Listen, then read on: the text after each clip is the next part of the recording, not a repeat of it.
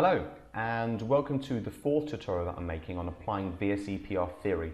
This is the fourth of 5 videos which go through this whole process with VSEPR, and this is where I'm now moving on to more advanced molecules and we'll cover the HL part of the IB curriculum. So if you're studying the IB chemistry, this video will hopefully be useful.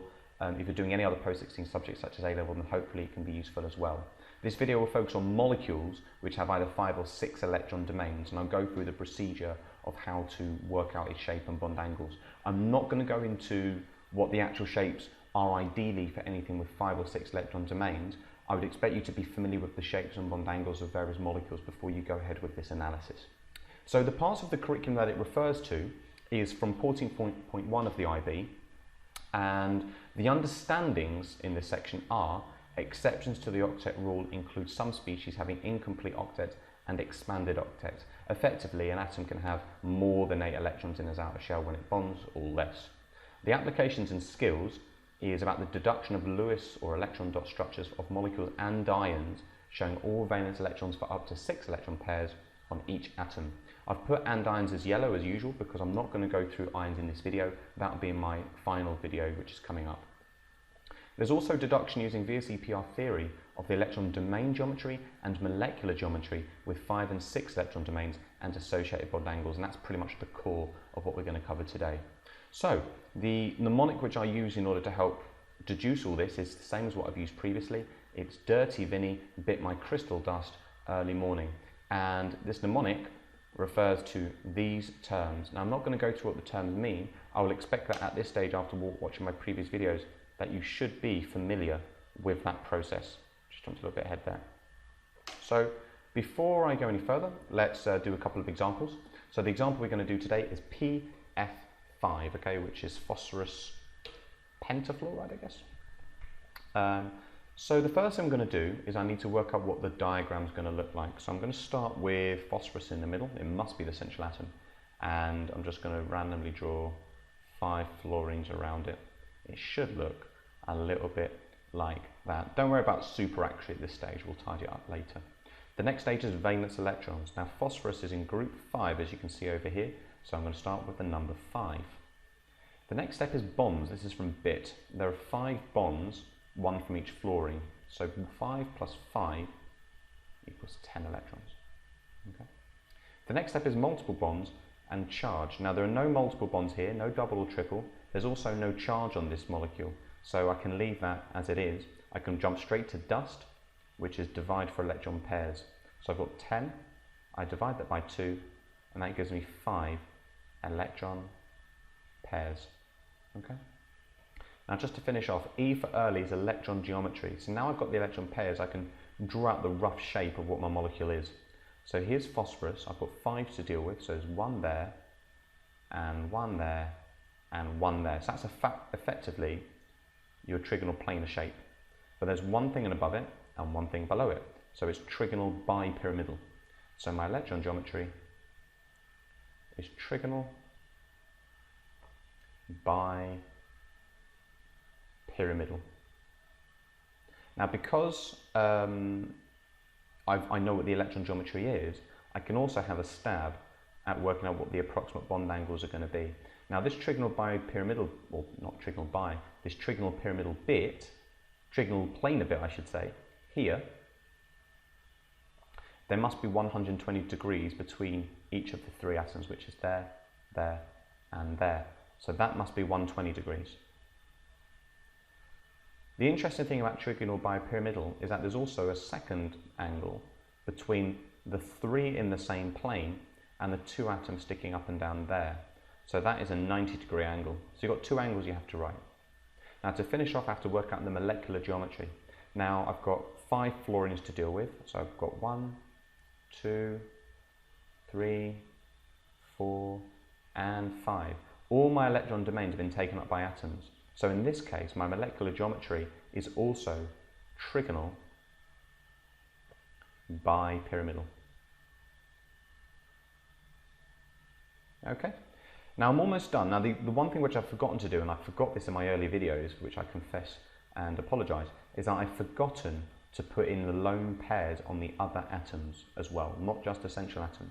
Now you'll notice that fluorine is in group 7, so it has 7 electrons in the outer shell. It gains 1 from the phosphorus, so in total it has 8. So I have to draw in the 3 lone pairs for each one. Now you can do it as lines like this, which I find quick and easy. Some people prefer to do dots, which is absolutely fine by me. It's up to you which one you do. I just say that just choose one type. So I like doing lines, so I'm just going to keep it to lines. Okay, that's my molecule done. Let's try another one, which is sulfur hexafluoride, SF6. Again, I'm going to start with a diagram. So sulfur's here, and I've got 1, 2, 3, 4, 5, and 6 fluorines. The next step is to sort out the valence electrons. Sulfur, which is my central atom, is in group 6, so I start with the number 6. I now need to work out the number of bonds. Now sulfur has 6 bonds around it, so I have to add 6, which equals 12 electrons. There are no multiple bonds here, so that's and in the crystal part, which is charge, there's no charge over the whole molecule. So I can leave those steps and jump straight to divide for electron pairs, which is the dust bit. So 12 divided by 2 equals 6 electron pairs. Now that I know what the electron pairs are, or the number of electron domains, I can now work out the electron geometry. I've got 6 to deal with. So this is sulfur. There must be 1 at the top, 1 at the bottom, and then you've got 4 here.